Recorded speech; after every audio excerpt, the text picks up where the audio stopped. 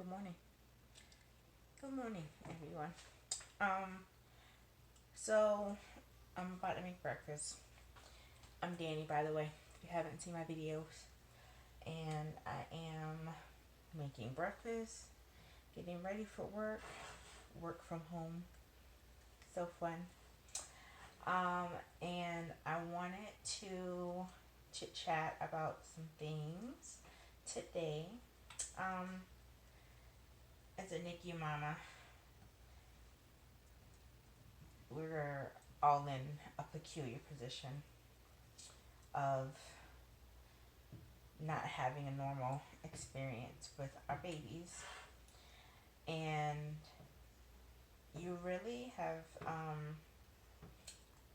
unless you have people around you who've been through that experience, there's no one around you who can help you. And so there's not a lot of camaraderie and there's not a lot of similarity. There's not a lot of things that you can relate to as a what I what I'll call the normal birth and a normal parenting experience. So yesterday, I went to a meeting at our NICU that we're at, and it is a support group that is for the parents in the NICU currently, and so this is my second go round in the NICU. So I was very familiar with kind of what to expect and how it goes, but something that I don't even know how to explain it. This was our first meeting face to face since COVID. So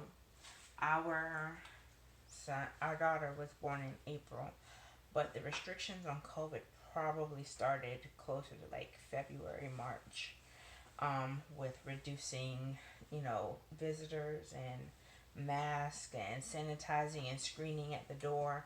Like all of that now is a normal part of NICU of the hospital experience. Period. Um, and so we had our very first face to face meeting yesterday, which was amazing but different, because everyone had on masks. We couldn't see each other's faces, of course, and it just felt weird. And not weird, just different. You used to being able to walk up to people and shake their hand and talk and introduce yourself. And so, understandably so, everyone was a bit standoffish, you know, to comply with social distancing. So, at any rate, that's besides the point. The point is, how we started the group was, everyone walked. We didn't walk. Everyone we went around the room and everyone introduced themselves and their child, and however they felt comfortable doing, whatever manner that was. So of course, because I was like what we call a seasoned veteran of the NICU, I went first and introduced myself, my children who were in the NICU, and just a little blurb about myself. So it was probably 15 or 16 people there, and everyone went through and shared their story. And what I realized was I'm really, really, really blessed. I'm very grateful for this experience that I'm having, because it could be so much worse.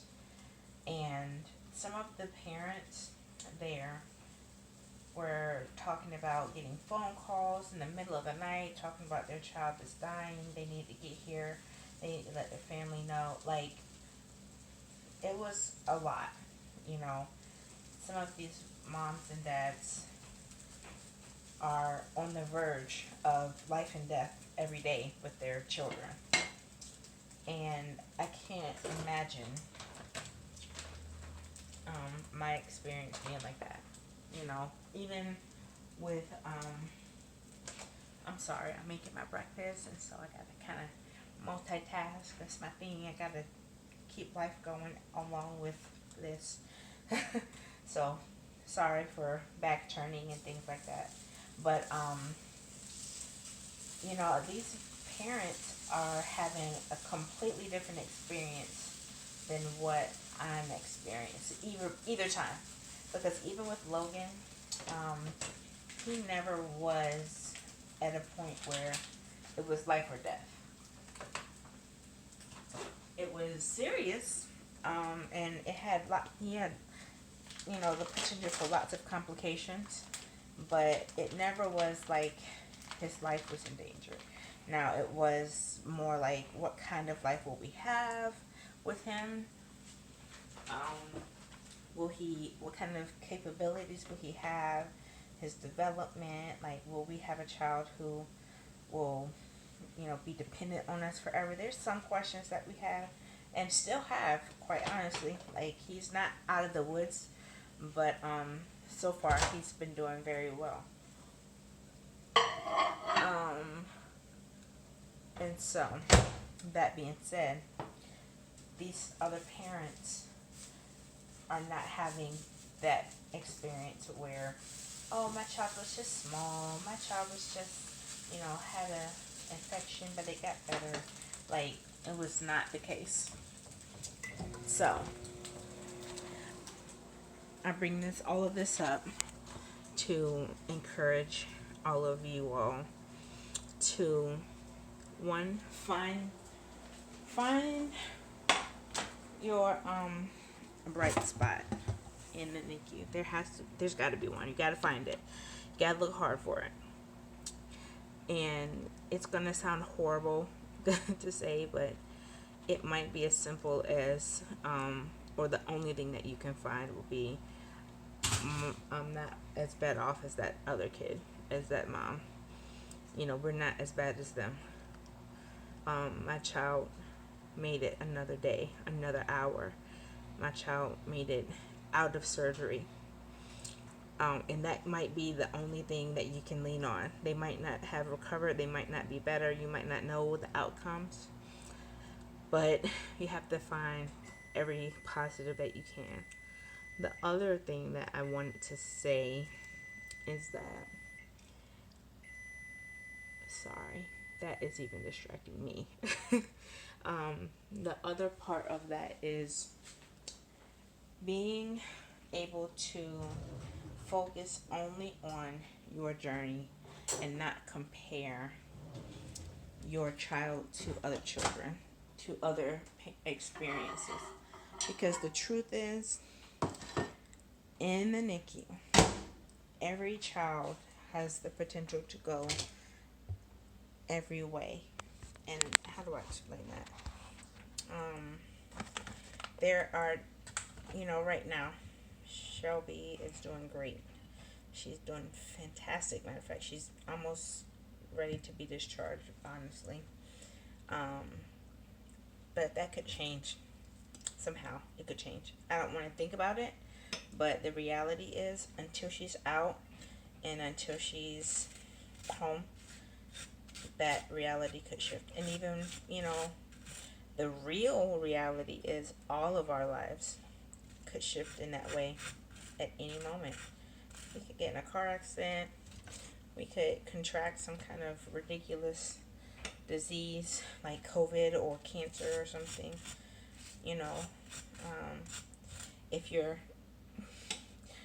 if you're crazy like me, okay, don't judge me, okay? I'm gonna be a little transparent in the most silly way. But you ever seen that movie Final Destination?